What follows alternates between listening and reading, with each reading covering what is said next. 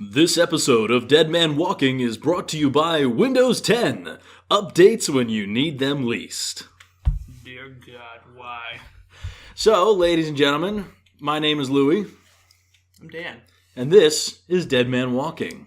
Because Hollywood just can't leave some things in a tomb where they belong.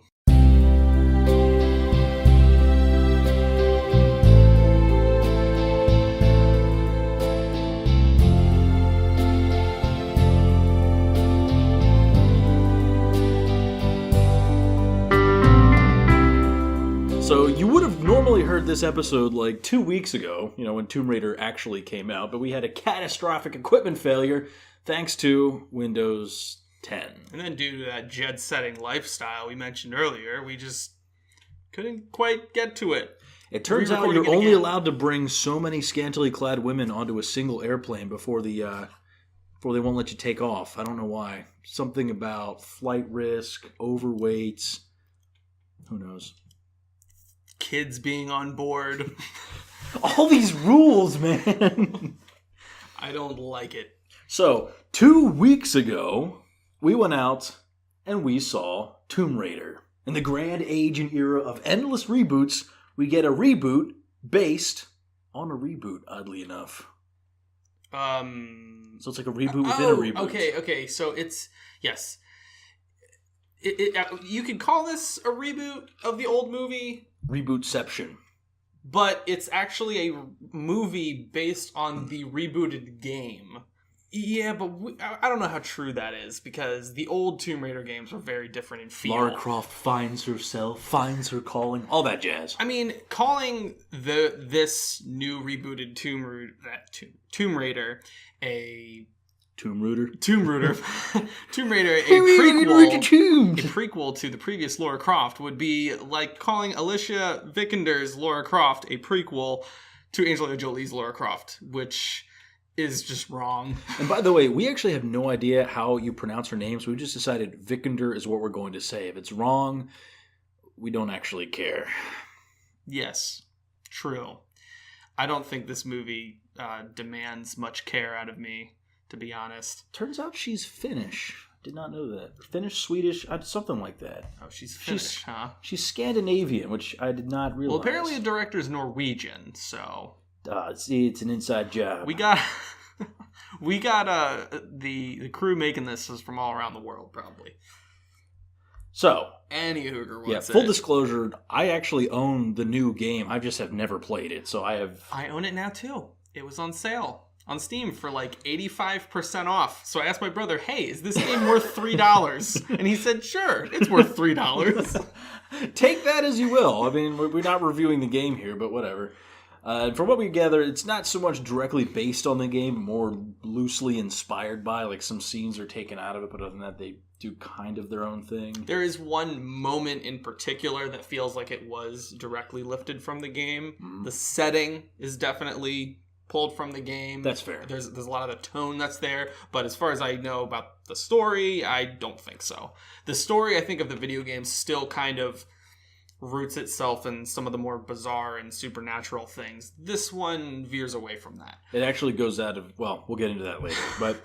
All right, so the upshot of the film, in concise language, is Lara is the strong-willed scion of a wealthy family, trying to prove her scrappy nature by living like a regular person in the low-rent area of London. And all her dedicated training to become the best bike messenger ever finally pays off when she gets a big break that could lead to the whereabouts of her missing dad. Adventure ensues. And a story that could possibly be the first good video game movie? We'll answer that later. Keep asking that question for all of the dumb video game movies that we keep getting bombarded with. It is the latest attempt to be the film that finally helps the video game series make the transition to the big screen without being cringy, terrible, or cringingly terrible. Yeah. Honestly, when you take into the fact that the last time we saw Lara Croft on the big screen, it was either one of the more successful, least terrible attempts made by the industry, it was kind of only a matter of time before they would try again. Because those films were popular enough, you could see why they want to turn this into a movie again. Square Enix I don't know exactly what their involvement was with making this, but I think video game companies are realizing now that AAA video game development might actually be more risky than putting out big budget films. Which is weird when you stop and think about it.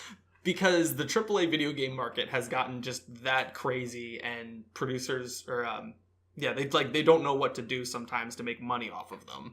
So movies are still a pretty straightforward thing. You make a big movie, you market it a bunch, and you get ticket sales. It is a fairly straightforward, like I said. With video games, they're trying to monetize with like loot boxes and crap. So they're probably realizing that this is a good like outreach for their IP, while at the same time hopefully making, money. So here's the big question. Was it terrible? No, not really. All right, so follow-up question. Was it good? Yeah. Not really. No. It was aight. It's aight. Yeah. I mean, it certainly blows past the other video game adaptations that have been made so far, but that's a really, really low bar. You've got the gonzo, over-the-top, campy action of the first Tomb Raider movies, the dribbling mess that was the Doom movie, the CGI tornado of bad decisions that was that World of Warcraft nonsense. Really, the only good one was Super Mario Bros. I couldn't even mention Resident Evil before you got that in there. I said it. I stand by it. Best video game movie of all time. Goombas in a trench coat. There you have it, folks. We've been getting better video game adaptations, oddly enough, in the small screen. Castlevania on Netflix was surprisingly good. Yeah, if you're weeb trash. You didn't like it? It's alright. I thought it was fantastic. But now, this film doesn't have the spit polish that all your other standard grave robbing archaeology films do. The script was pretty cliche, pretty antiseptic, nothing really to write home about. Yes, and there was also a few moments that were unexpected that I appreciated. There was some unexpected goodness, but there was an overall boredom I felt during the rest of the movie that kind of brought it down. The one thing that I remember you mentioning was the pacing. The pacing was just all over the place. Yes. So I loved the start of this movie, the start credits, where they start talking about the mythology of this artifact that the film hinges around. It's this Japanese thing that they're looking for. And so you get into the weird Japanese mythos involving some woman who has this touch of death that's just murdering thousands of people, and they need to seal her away. And the art that goes with that is really cool, and it brings a sense of dread to the story right off the bat. That it brings a good amount of intrigue. And then we go into just London and bike messenger chase. Yeah, and it was lame. it felt like this weird teen something. It's movie. They went from a Lara Croft film to an awkward coming of age movie, and then back again. They zip zop back and forth several times, and it wasn't bad. The pacing was weird. It didn't have the same pacing of other loosely inspired by Indiana Jones movies. You have Sahara, you have National Treasure, which are just... They keep things moving along at a better clip. This one spent a lot of time on certain areas of the development, not enough on others. But we'll get into more of that later. I will say the one thing that did keep this movie from sitting in the corner and eating paste is actually the actors themselves. They're pretty good. Minus one character. But Alicia Vikander, who's actually 30 years old. She looks like she's a freaking teenager. She makes Lara Croft her own. She's She's good. She makes Lara Croft, honestly, and I wish we could have seen more of this, but a sort of female heroic character that women can realistically look up to. Unlike, say, Wonder Woman. As much as I like that movie, I mean, you're not going to be a warrior goddess princess. Ladies, don't try deflecting bullets with your bracelets. You will have a very bad day. But gentlemen, you don't try it either. But some of the things that the Lara Croft does in this film is actually they keep things It's tempered in semi-realistic. reality. Yeah. I think the big baddie also finds a great home in that just like tired, nihilistic, 1,000-yard stare that Walter Goggins gives him. Just the man with a confusing hairline. There were moments of genuine tension that he brought in with his character. Yeah. There's a moment where he's like pointing. Save that for spoilers. Save that for spoilers. Okay. Oh, my bad. I honestly, like, even Daniel Wu, the guy who plays the sidekick / maybe love interest, is pretty good. The only one who drops the ball is whoever the heck is playing Laura's dad. The guy who plays Lord Croft. I mean, his character in general is pretty stupid, but he just gets... I feel bad for the actor, because he just gets some of the dumbest lines. I mean, they kind of dropped the ball on him. So, Laura Croft's dad has always been a big character for Laura Croft, in whether it's the previous movies or video games. And they try to make him this like big center of emotion for the character, and it doesn't work at all. I just didn't care. He kept calling her Sprout. Shoehorned, that's the word I'd use for it. Yes. It just feels like it just kind of jammed him in there where they wanted to be or not. Yeah, I didn't empathize with him very much at all, or empathize rather with her for what her emotions towards him were supposed to be. I didn't care. They basically told you, care about this person, and they failed to explain why. Honestly, the other big component in the movie that's impossible to get around is the Chinese marketing angle. It just feels like it drives the entire film, which is weird because they're on a Japanese island raiding a Japanese tomb of a Japanese empress, and literally all the Asian characters with lines are Chinese, but whatever. I saw one of the marketing posters for China. Uh-huh. The first one was of that Chinese character, Daniel Wu's character. Daniel Wu, and he's like holding a rifle like in the middle of the jungle, and it looks like a poster for Predator. Like it looks like an action movie centered around him. I was like, Tomb Raider. I'm like, oh no. China's the next big cinema, so you're going to see more films made for that audience. Yeah, and I can see why. I would say for me, at the end of the day, Tomb Raider is probably the okayest video game movie made so far. It was okay.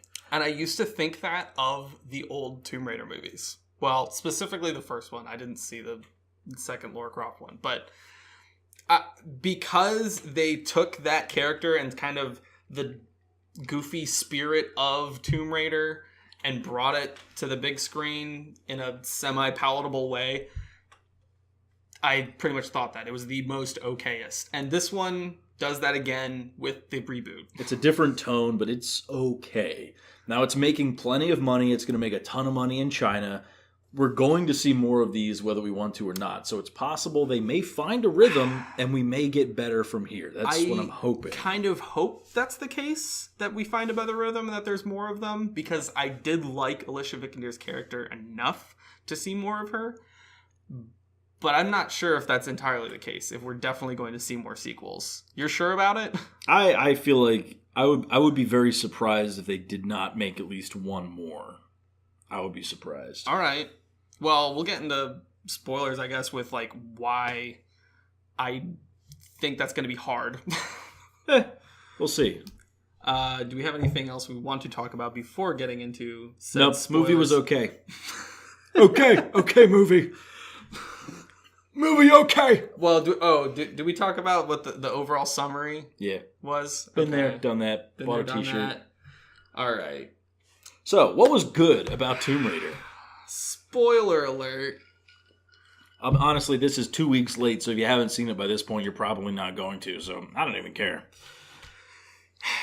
I like when they go into the tomb. It's like the end of the movie. Really? Yeah.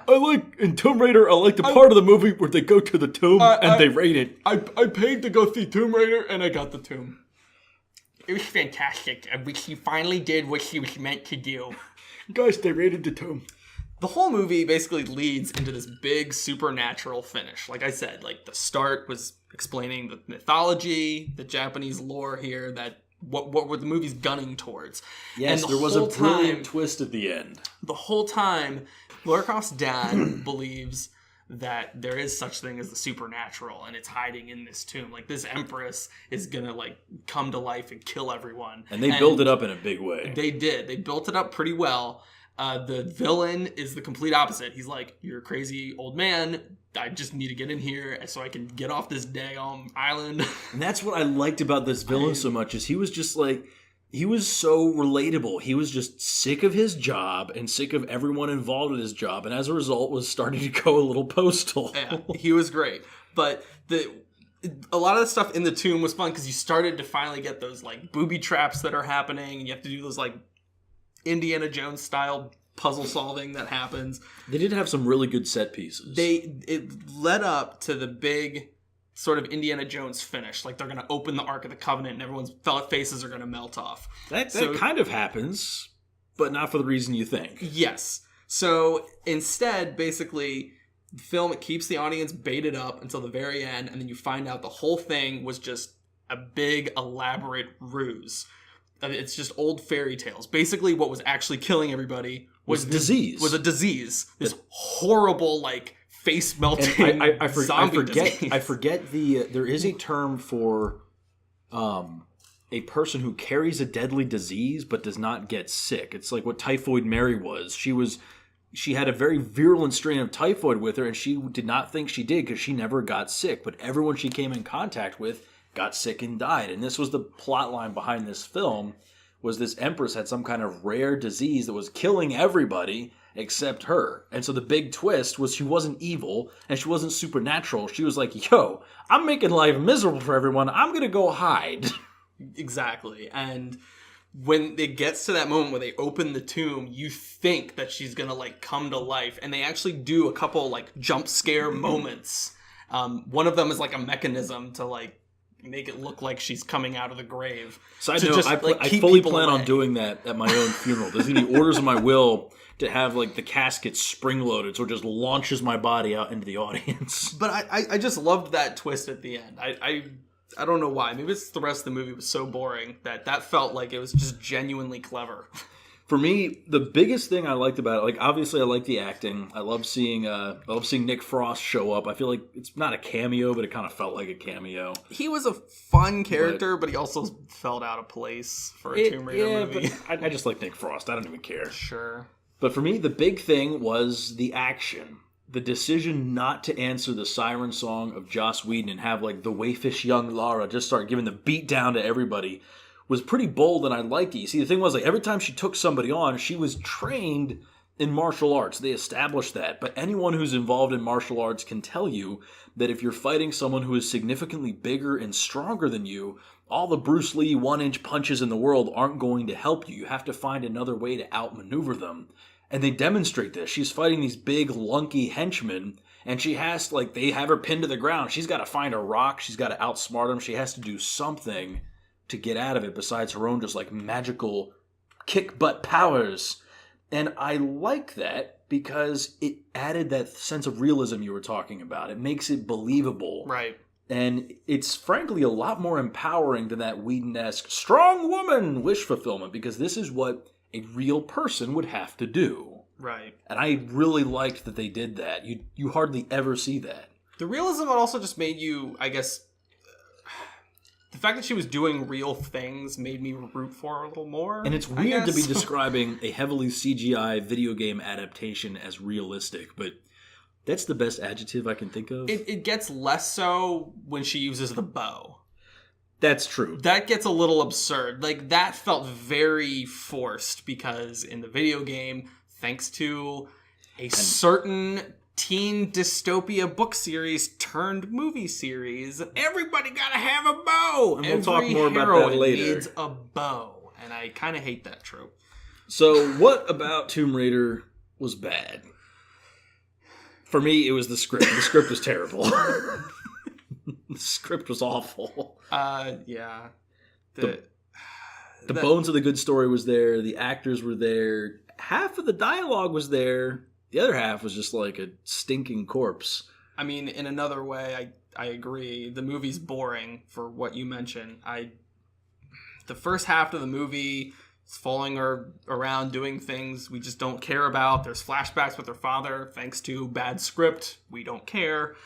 Yeah, we just have to accept the character motivation on faith. We'll just rush through things, and then They don't cover other things at all. This movie's called Tomb Raider. Nothing in Tomb Raider should involve a bike race, a courier route, or haggling with Nick Frost. As entertaining as that is. A bike race set to, like, gangster trap music. That was weird. Oh, it was so weird. It was so out of place. Oh, man, nothing's more ghetto than a bicycle. When the movie got to the island, it felt like it really started. Like, that was the movie I paid for. Yeah, we should clarify. It's not that the whole movie was boring, but the first half really did drag. And there were still parts on the island that were dumb, but it started to feel a little more thriller action, which was the strength of this film. Yeah. And I'm hoping for, if sequels happen, that's something that they recognize.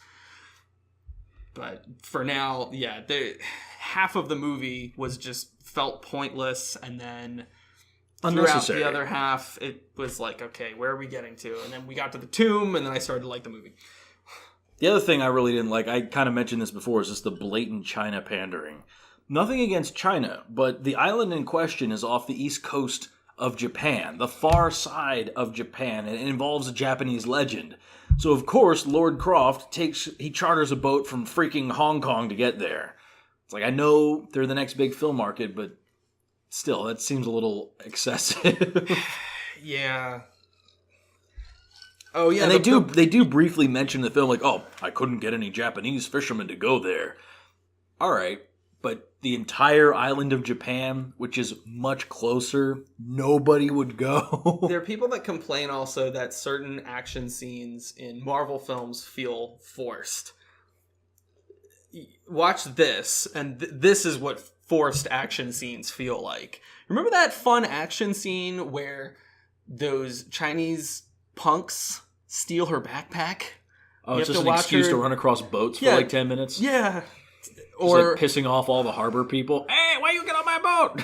Or the bike race where she agrees to wear the foxtail and get chased while she drags paint behind her. Yeah.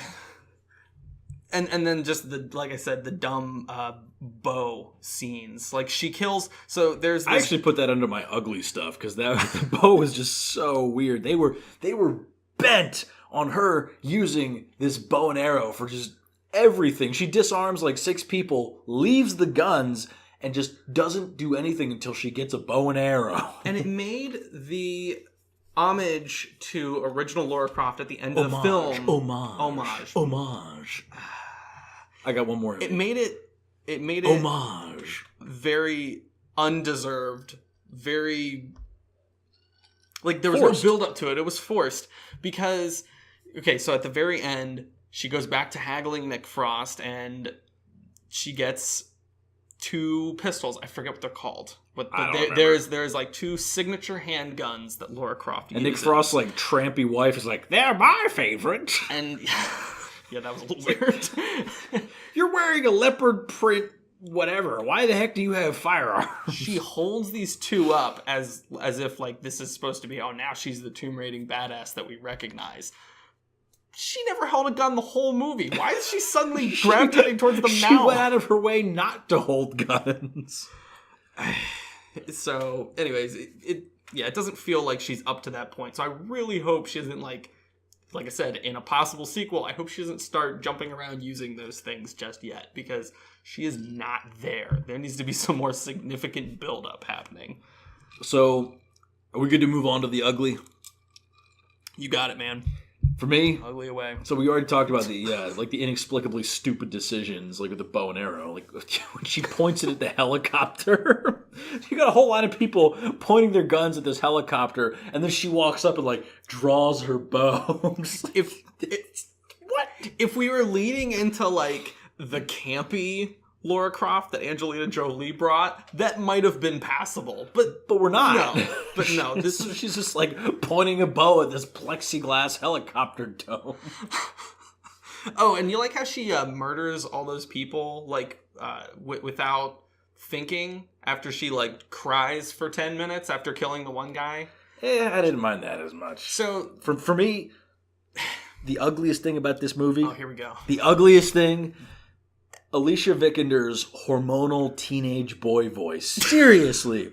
Her voice cracks throughout the entire film. Specifically her screams. Like, you remember the supercut you found on YouTube of Arnold Schwarzenegger's Conan the Barbarian? Someone clipped together all of the weird grunting noises he made in the movie to like one 7-minute long clip. Oh, it's fantastic. I love it. Like, the second the Tomb Raider comes out on Blu-ray, there's going to be one of her of just like her screeching and moaning throughout this entire film. She has a very like awkward, I don't even know how to mimic it or describe it. There was one fight scene where it just like goes on for 5 minutes, and all I could do is sit there and think, I'm going to walk out of this theater unless this stops soon. And it's difficult because she has moments of like genuine badassness, I guess. She's and like her voice dodging. cracks like a 14-year-old boy. Yeah, it's but okay, the scene I'm thinking of that was lifted straight from the game is that guy chases her after, like, tracks her down after she escapes from the camp after initially getting captured. And he's like, "Oh, we're taking you back to camp now." Like, he comes up behind her and like grabs her. This is the excessively long voice cracking scene, by the way. That does happen. But she like wrestles with him and then like eventually kills him. And she like starts crying. She like breaks down because she just took a life. And a very similar thing happens. Like, I think that's almost recreated completely from the game. And then in the game, it's weird because she just goes on and completely kills without remorse from then on after having this like emotional breakdown the first time. Like, that transition felt a little too abrupt. Mama, I killed a man, and then I killed all of his friends, threw them in the lake, and now they're dead. Yeah, something like that. Anyways. See, I mean, honestly, for me, it was just the voice cracking and then her running around like freaking teenage Robin Hood. All things considered, it could have been worse. Oh, it could have been a lot worse. Could have been the Doom movie. It could have been the Max Payne movie. Have you seen that? I have not, actually, and I really liked the game. Good. Go watch the movie. Keep it that way. It's okay. I got my Mario Bros. He had a weird, like, supernatural... Remember how the drug was called Valkyrie in Max Payne? Yeah. There was literal winged creature things in the movie. Dang. Yeah. that went off the rails. Exactly. Hey, you remember this game where it's like occult stuff, but nothing occult happens? Yeah. What if we made a movie where the occult stuff did happen? And then they do the complete opposite with the Doom movie, where there should be occult things happening, but they're not. Yeah, it's... I kind of want to watch the Doom movie again. I kind of don't. You're on your own. Sorry. I think I'd rather watch Captain Underpants again before I watch that. Hey, I heard someone say that it was better than the... it wasn't as good as the Emoji movie, but what do I... We won't talk about that. Holy crap. So, ultimately, how would you rate Tomb Raider? I'd give it a 3 out of 5 tombs. Whole tombs? 3 out of 5 tombs. I'm going to give it... Maybe 2.5 out of 5. This is a few arrows short of a full quiver. And by a few, I mean there's a hole at the bottom of the quiver. The arrows have been falling out of it for a while. Like, you go to reach back and you're like, oh crap, there's only a few left and one of them's broken. The upshot is the movie is okay. It functions. It's okay. You can still pull a couple arrows out of that quiver, but don't We're expect not breaking the full any new ground experience. here. It was all right. So, coming up, I feel like the biggest thing is we, hopefully, if our computer problems will sort themselves out, we are going to be watching and reviewing Spy Kids 3D. I mean, Ready Player One. Yeah, get that right. Come on, man. Don't insult Steven Spielberg after he's been insulting all the other movies that you like. Don't insult Robert Rodriguez with Steven Spielberg's piece of trash he's thrown in the theaters. Product placement, the movie. We're going to watch it. We're going to love it. I'm not even going into it biased. Not at all. I heard somebody talk on the radio about how Screw you, great Steven it was Spielberg. because of how many 80s and 90s references there are. Look, I Apparently that enjoy makes a good all the movie. 80s throwback stuff as much as the next person, but I feel like we're reaching the saturation point really fast. I mean, it's just going to be a Guardians of the saturated Galaxy, movie. Stranger Things, like, so much stuff is coming out. It's like, hey, remember the 80s? Yes, Like, we get it. shut up. Good. You weren't even born until 2001. Get out of here. A Space Odyssey? Nobody remembers that either. I mean, honestly, I've seen some of the reviews for Ready Player One already just because we've gotten so sidetracked with this Tomb Raider debacle. And it seems like that's the general opinion across the board. It's a decent film, but it's just so wrapped up in callbacks it never goes anywhere. I have heard a couple people say that they thought it was better than the book, though. I've heard some positive things out of it. Well, we'll see. Me personally, I plan on watching I've not Pacific read the Rim book. strictly for my own enjoyment. That I'm looking forward to. Is your body ready for the Han Solo movie? Please tell me we're not watching that. We are watching the Han Solo movie. I don't want to watch the Han Solo Ladies and movie. gentlemen, we are watching the Han Solo movie. It's okay. We will watch it so you don't have to. In fact, I'm going to tell you don't watch it. Disney doesn't deserve your money. Please don't give them your money for whatever The garbage they're the throwing at previews you. alone make it look terrible. And if it's not, we'll be the first ones to tell you. They kicked me out of the flight academy for having a mind of my own. Oh, God, slow down there. Such a rebel. You're definitely not like every single other teenager who's ever lived. Gosh. Just as soon as he said that, the cringe flowing through me. What movie were we going to see? Oh, we were seeing Tomb Raider. That's right.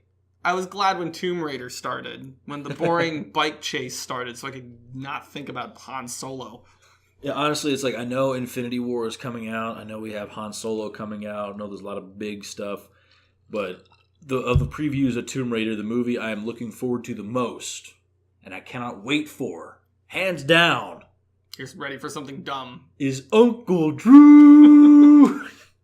You tell me that movie doesn't look funny. We keep seeing trailers for this movie. I don't want to review it just because it's a comedy. And we're not going to review it, but I'm going to watch it. I'm going to love it. If it's actually funny, we're going to watch it and be like, this is hilarious. That's about it.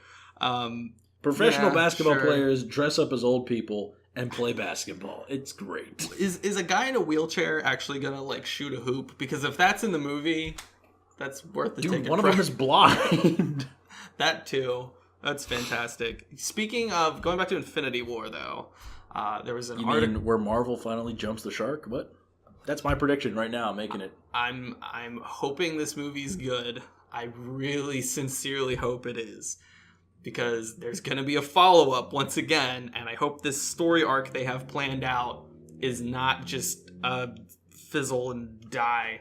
Dude, you pointed this out to me the other day. The movie poster has so many characters on it. Oh, yeah. Remember when we thought Expendables had a lot of actors in it? I remember back in the day when having like 5 people was a lot. This one has like 20. And the weird thing is none of them are wearing like their masks or their hats or their helmets, the things that make their costumes iconic. They want you to see the faces of the movie stars, even when you can't remember what their hero's name is. The problem is, since they didn't start doing that with the previous movies, they can't really start now. So they've kind of they just need to keep rolling with that. Like, they can't Iron Man call doesn't them have by his their helmet. Thor doesn't have his hair. Like they can't call them by their code names anymore.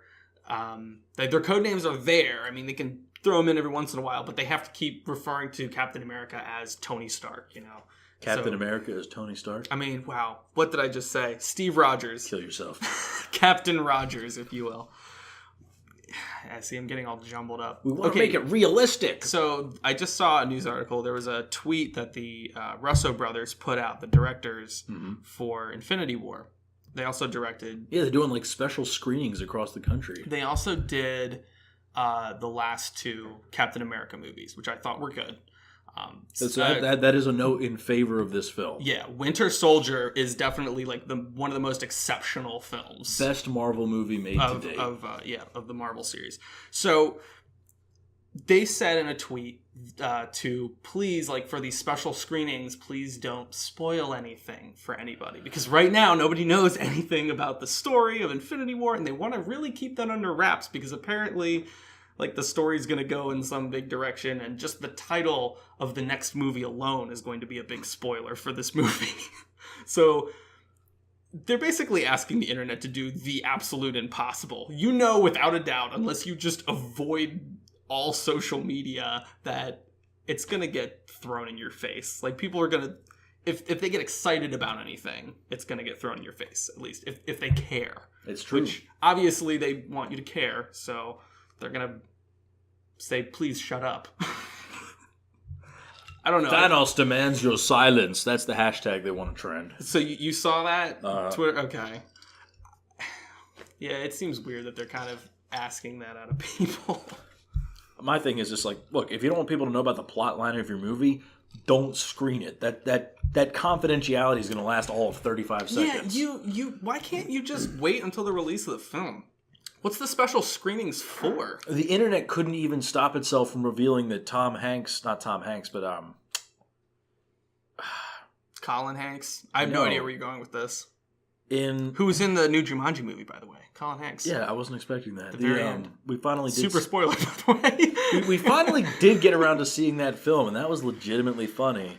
No, Tom Cruise. They couldn't keep the fact that Tom Cruise was a secret guest actor in Tropic Thunder under wraps. That was meant to be this big surprise, and people knew about it months ahead of time because one person found out and just told the entire world. Supposedly, like, studios will go to great lengths to try and keep things a secret. Like, I guess... You ever see those, like, stupid Blue Harvest shirts? That's because that was the working title of Return of the Jedi. They thought they were being all secretive, and nobody fell for it.